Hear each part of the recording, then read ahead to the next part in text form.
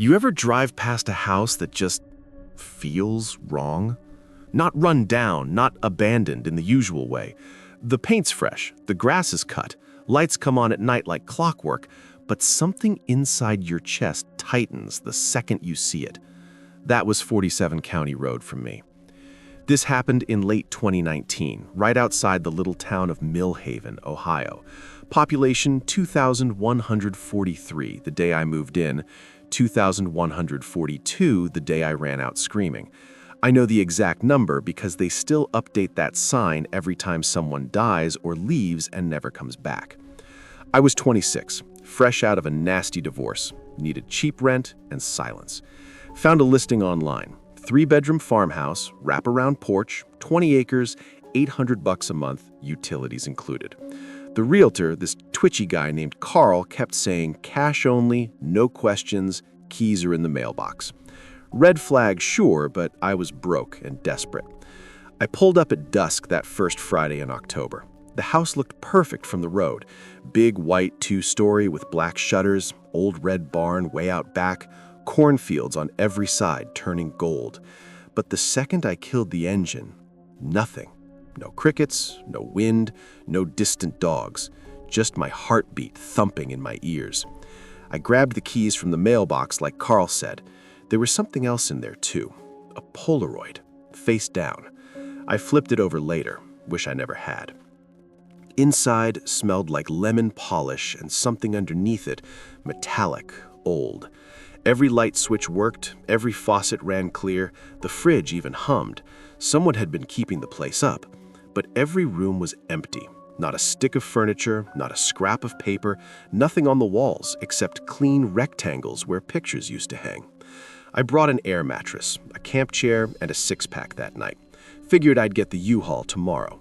Set up in the living room, cracked a beer, scrolled on my phone. No service out here, which was fine. I wanted to disappear for a while. That's when I heard the first laugh. Soft. A little girl, maybe 6 or 7, coming from upstairs. I froze. House was supposed to be empty. Carl swore it had been vacant 2 years. I called out, "Hello?" like an idiot. The laugh stopped, like someone clapped a hand over the kid's mouth. Then nothing. I grabbed the flashlight on my phone, climbed the stairs slow. Every step creaked different, like the house was shifting its weight. Second floor, 4 bedrooms, 1 bath, all doors open except the one at the end of the hall. That door was closed tight. Fresh paint, no dust on the floor, but the knob was ice cold, like it had been sitting in a freezer. I knocked. No answer. Turned the knob. Locked. I stood there a minute, heart going nuts, telling myself it was a squatter, maybe a homeless kid. I'd deal with it in the morning. Went back downstairs, killed the lights, crawled into the air mattress, tried to laugh it off. 2:17 a.m., I woke up choking. Not dreaming, wide awake, something tight around my throat. Couldn't breathe, couldn't scream. My hands flew up and felt nothing. No fingers, no cord, just pressure like an invisible belt cinching tighter. I thrashed, knocked the lamp over, finally sucked in air so hard it burned. Sat up gasping, sweating, room pitch black. Then the little girl whispered right next to my ear, "You're in my spot." I swear her breath was cold as January. I swung the flashlight, nobody there, just the air mattress and my spilled beer. I didn't sleep again that night. At sunrise, I called Carl, went straight to voicemail, texted him, "Someone's in the house." He replied, one word, "Leave." I should have. Instead, I walked the property in daylight trying to calm down. The barn was locked with a fat padlock rusted solid. Behind it, half buried in weeds, I found a circle of stones, maybe 4 feet across, charred black inside. Bones, small ones, bird or rabbit, maybe something else. In the center, someone had carved a perfect handprint into a flat rock, child size. I took a picture, felt instantly sick, deleted it.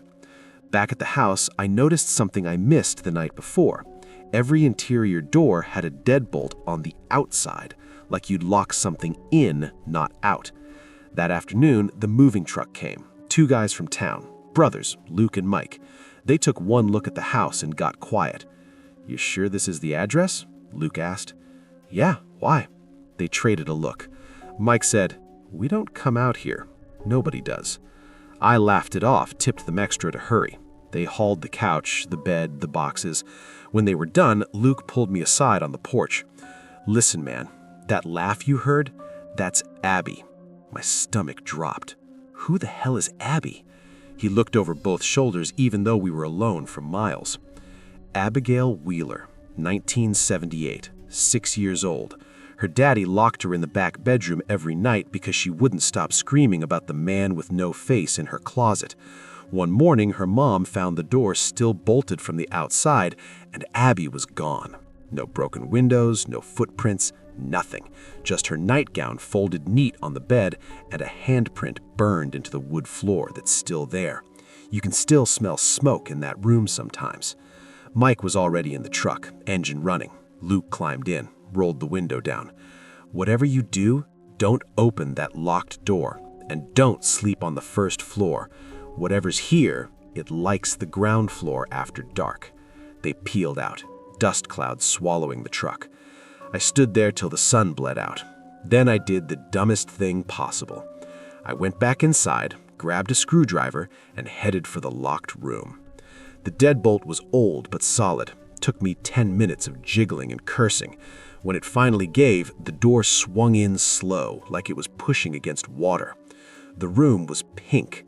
Bubblegum pink walls, faded unicorn wallpaper peeling at the corners, tiny iron bed frame, no mattress. And in the middle of the floor, that handprint, perfect outline, black, like someone pressed a red-hot child's hand straight into the wood. The smell hit me. Sweet smoke, like burning sugar. I stepped inside to take a picture, and the door slammed behind me. Total darkness. Then the giggling started, all around me, above me, under the damn floorboards, dozens of kids laughing at once, getting louder, meaner. I pounded the door, screamed, twisted the knob, locked from the outside. Of course.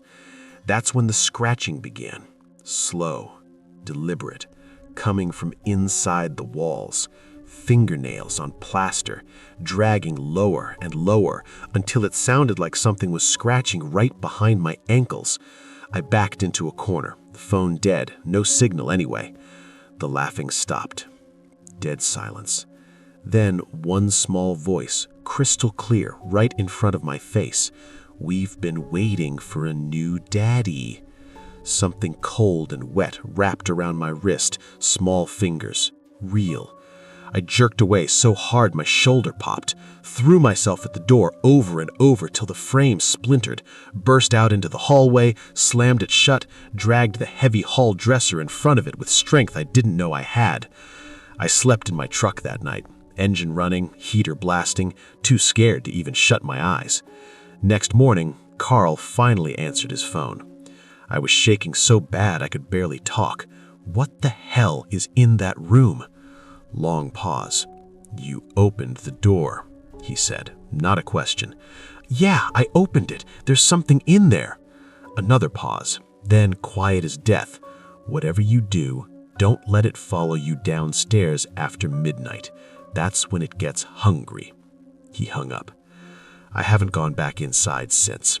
But every night at 2:17 a.m. exactly, my phone buzzes with a text from a number that doesn't exist. Same message every time. "Come tuck me in, Daddy." I'm sitting in a Motel 6 off I-70 right now, recording this on my phone because I'm too scared to sleep. Tomorrow I'm driving back to get my stuff in broad daylight.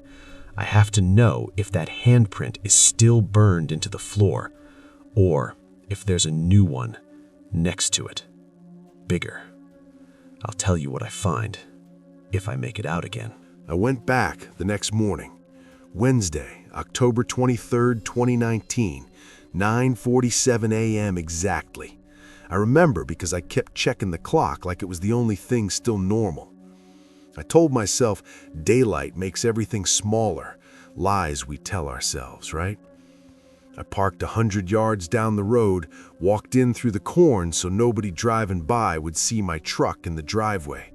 The stalks were dry, rattling like bones. Sun was bright, but the air felt thick, like breathing through wet cotton. The house looked innocent in the light. White paint glowing, porch swing moving just a little even though there was no wind. I had the keys in one hand and a crowbar in the other. Felt like an idiot, but not enough of one to leave it in the truck. Front door was unlocked. I never leave doors unlocked. I stepped inside and the smell hit me first. Burnt sugar again, stronger, mixed with something sour like spoiled milk. All my boxes were exactly where the movers left them, but every single one had been opened. Clothes folded neat on the couch, my coffee maker on the counter, plugged in, half a pot still warm. Someone had been waiting for me. I went straight upstairs, boots loud on purpose, wanted whatever was here to know I was coming. The dresser I dragged in front of Abby's door was pushed back against the wall like it weighed nothing, door standing wide open. The pink room was colder than outside. My breath came out in clouds. The handprint in the floor was still there, black as ever, but now there was a second one right beside it, adult-sized, my-sized, the edges still smoking. I took one step in and every hair on my body stood up. The unicorn wallpaper started peeling by itself, long strips curling down like skin. Underneath was writing scratched deep into the plaster, hundreds of lines. He let us out. He let us out. He let us out. Thank you, Daddy. I backed out fast, pulled the door shut, heart slamming so hard I thought I'd puke. That's when I heard the kitchen faucet running downstairs, full blast. I crept down, crowbar raised. Water was pouring, but the weird part, it was black, thick, inky, stinking like old pennies. The sink was full and overflowing, running across the floor toward my shoes. I turned the taps, they spun loose, nothing changed. I yanked the whole faucet off with the crowbar, still pouring, like the pipe went straight down into hell. Then the water whispered. Not gurgled, whispered, 100 little voices all at once, bubbling up. Play with us. I ran, grabbed my laptop bag, my wallet, didn't even lock the door behind me, jumped in the truck and peeled out. In the rear view, I saw every curtain in the house move at once, like kids waving goodbye. I got 20 miles before the truck died, just quit, rolling to a stop on the side of the highway. No lights, no click, nothing. I popped the hood, battery cables chewed clean through, little teeth marks, human looking. AAA towed me to a shop in Zanesville. While I waited, I started digging online. Millhaven doesn't have much, but old newspapers do. 1978 wasn't the first time a kid vanished from that house. 1933, 3 siblings, ages 4, 6, and 8.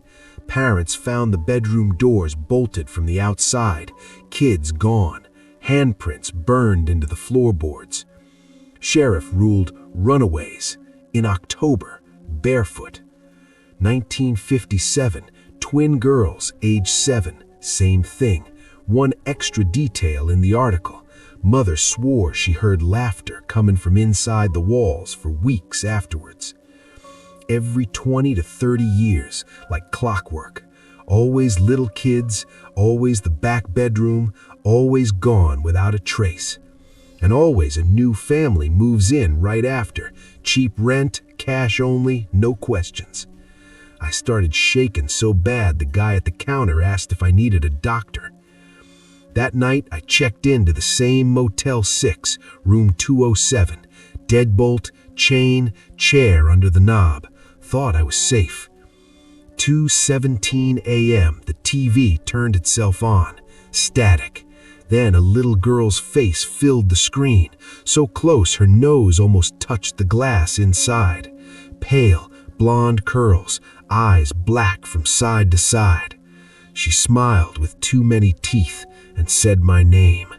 Not the name on my driver's license, my childhood nickname only my dead grandmother ever used. Maddie. I yanked the plug, screen went black, but the voice kept coming from the dark. We followed you, Maddie. You left the door open. I slept in the lobby that night. The clerk thought I was on drugs. Thursday morning, I called the only person still alive who might know something, Ruth Wheeler, Abby's older sister. She was 60 now, lived in Florida. Took me 4 hours to track her down through old Facebook posts. She answered on the second ring, voice like gravel. You're calling about the house. Not a question. I told her everything. When I got to the new handprint, she started crying. Not sad crying, angry. That was Daddy's hand, she whispered. He went back in 1981 to burn the place down. We found what was left of him in the cellar, just his hand, still smoking. She told me the rest. Their father wasn't locking Abby in to keep her safe. He was locking the rest of the world out of her room, because something was already inside with her, something that wore her skin when it got hungry. The night Abby disappeared, Ruth, 11 years old, hid in the closet and watched through the slats. Said Abby sat on the bed talking to empty air, laughing, calling it the man with the smile that goes all the way up. Then Abby stood on the mattress, put her little hand flat on the ceiling, and the ceiling opened like a mouth, pulled her up inside, plaster raining down, black water dripping. Ruth ran and got their father. He bolted the door, nailed boards across it, poured gasoline all over the second floor, and lit the match. Fire department said the blaze went straight up, like a chimney, burned a perfect circle through the roof. But the pink room, untouched, wallpaper still pink, bed frame still there, handprint already cooling in the floor. They sold the land cheap the next year. New owners fixed the roof, painted, rented it out. Cycle started again.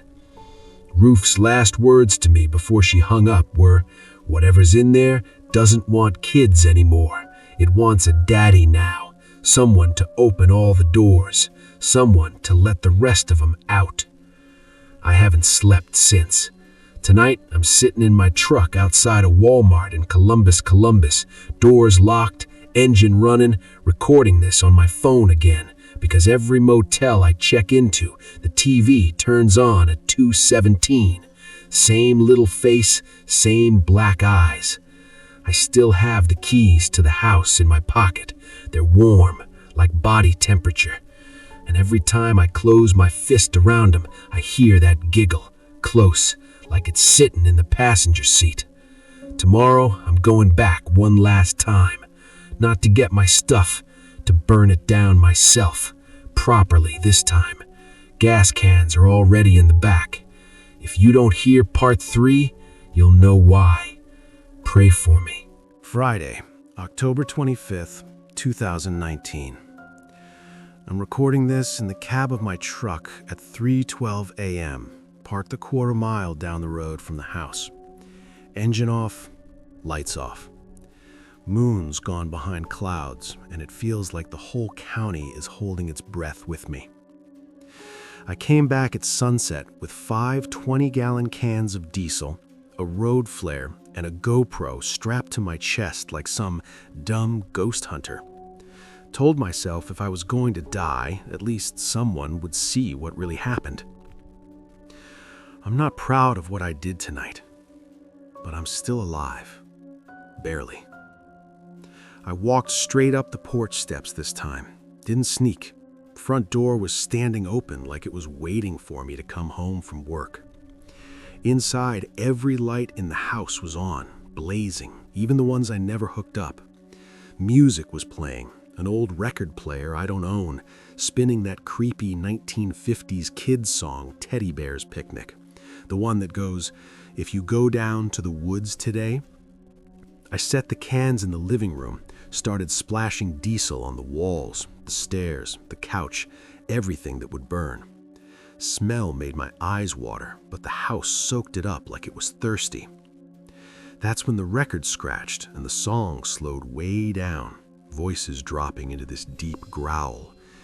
If you go down in the house tonight, you won't come out alive. I lit the road flare.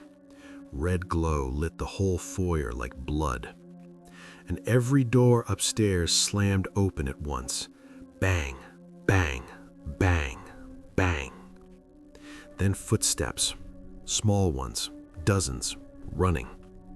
They came down the stairs in a wave, barefoot, wearing old-fashioned nightgowns and pajamas, some from the 30s, some from the 70s, some, I swear, were the clothes kids are wearing right now. Faces pale, eyes solid black, mouths stretched too wide, smiling like they were so happy to finally see me. I froze, flare shaking in my hand. The closest one, Abby, blonde curls, nightgown burned at the hem, tilted her head and spoke with a mouth that didn't move right. "You brought us presents, Daddy." She pointed at the diesel cans. I screamed something, I don't even know what, and threw the flare at the stairs. The fire went up so fast it sucked the air out of my lungs. Kids didn't scream, they laughed. High, delighted shrieks as the flames crawled up their legs, their arms, their faces. They danced in it, spinning, holding hands, hair on fire like birthday candles. I ran for the front door. It wouldn't open. Deadbolt was on the outside. Someone had locked me in from the porch. I turned around and the fire wasn't spreading normal. It was moving in shapes, long arms of flame reaching across the ceiling, forming a giant handprint over the living room, same size as the one in the pink room. The kids were gone, just smoke and the smell of burning sugar. I kicked out a window, glass exploded outward, crawled over the sill, coughing black crap out of my lungs, landed hard in the flower bed, looked back. The house was fully engulfed, but the flames were only on the first floor. Second floor windows glowed pink, every single one. And in each window stood a child, watching me, waving. I stumbled to the truck, fumbled the keys, looked in the rear view.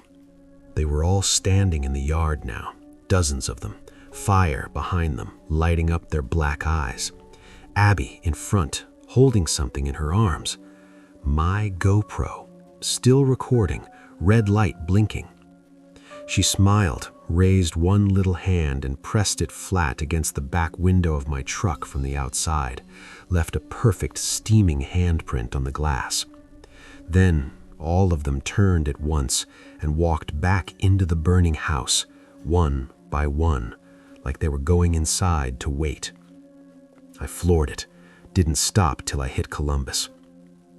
I'm at a 24-hour diner right now, hands still shaking so bad I can barely hold the phone. The GoPro battery died somewhere on I-70, but I haven't watched the footage yet. I'm scared to. But here's what I know now. The fire department got there 20 minutes after I left. I watched the news on the diner TV.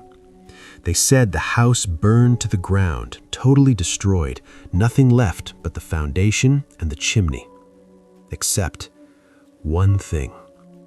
When the ashes cooled, firefighters found a perfect circle of floorboards on the second floor that didn't burn. Pink room, still there. Handprints in the wood, dozens now, all different sizes, still smoking.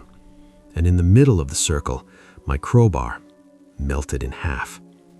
They also found something else under the foundation. Old root cellar nobody knew was there. Iron door welded shut from the inside. They had to use torches to cut it open. Inside were bones, lots of them, all small. Some really old, some fresh. And on the wall, scratched over and over with tiny fingernails, "He let us out. He let us out. He let us out. Thank you, Daddy." The sheriff called it the worst thing he'd seen in 30 years. They're calling it a mass grave, still trying to identify the kids. But here's what the news didn't say. They found one more thing in that cellar. A brand new phone. Mine, the one I lost in the fire. Screen cracked, but still getting signal. It keeps getting texts, the same time every night, 2:17 a.m. I'm looking at it right now. New message just came in. It's a video, 30 seconds long. It's me, tonight, walking through the burning house with the flare, from inside the pink room, looking down. At the end of the video, the camera tilts up, and you can see them, all the kids standing behind me the whole time, smiling, mouths too big, holding hands in a circle around me.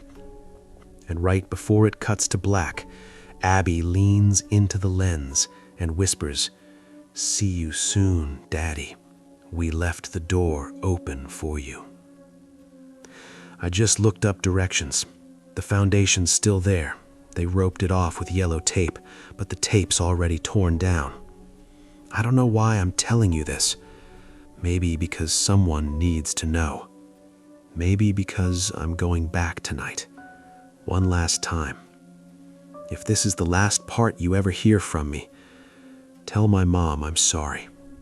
And whatever you do, if you ever see a house for rent, cheap, cash only, no questions, drive past.